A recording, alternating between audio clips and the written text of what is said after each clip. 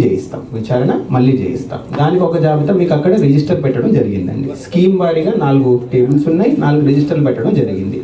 రిజిస్టర్లో ఒక్క రిజిస్టర్లో మేము తప్పుగా చేరిన వాళ్ళపై మీ ఆరోపణలు అది ఖచ్చితమా కాదా తర్వాత చూస్తాం, కానీ ఎంక్వైరీ అయితే ఒకసారి పెట్టుకుంటాం.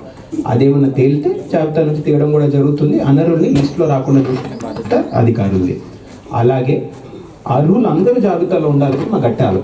అర్హులు ఒక్కరిని కూడా మేము వెనక ఉండే పరిస్థితి అసలే ఉండకూడదు. అర్హులు కూడా ఎవరైనా మిస్ అయితే 2 రకాలుగా మీ అప్లికేషన్ ఇప్పుడు కూడా మేము తీసుకోవడం జరుగుతుంది.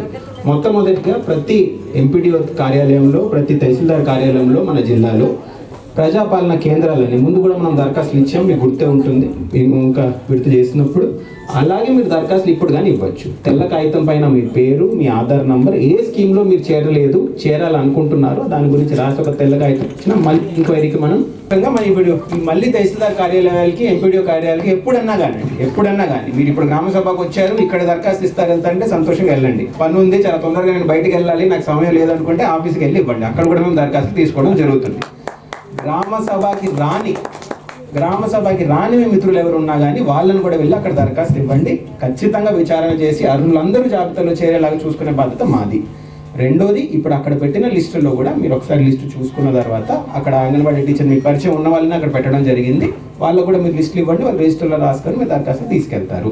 ఈ లిస్టులు చదవడంలో కష్టం వచ్చిన వాళ్ళు కూడా ఇప్పుడు హెల్పర్ని పెడతామండి. కళ్ళేమన్నా మనకి ఇష్యూలు అయి ఉంటే ఇలా చదవడం రాకపోతే నా పేరు ఉందా లేదా మీరు ప్రశ్న అడుగుతారంటే అక్కడ ఒక అధికారిని పెట్టడం జరుగుతుంది. అడగండి, వాళ్ళ లిస్టులో చూసుకొని చెప్తారు.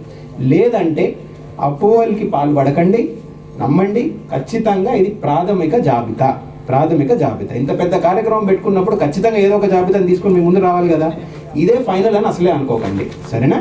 ఇంకొకసారి ఎంక్వైరీ జరుగుతుంది. మీ ముందు పెట్టి చేస్తే, సమన్వయం పెట్టి చేస్తే, మీ అభిప్రాయాలు కూడా తీసుకుంటే ఒక చక్కటి జాబితా మేము చేయగలం అనే నమ్మకంతో గ్రామ సభ పెట్టుకోవడం జరుగుతుంది. మరొకసారి ఇంత సమయం ఇచ్చి గ్రామ సభకు అటెండ్ అయిన ఊరు వాసులందరికీ, ఊరు ప్రజలందరికీ ప్రత్యేకంగా జిల్లా కలెక్టర్గా నేను ధన్యవాదాలు చెప్పుకుంటున్నాను. వచ్చినందుకు ధన్యవాదాలు.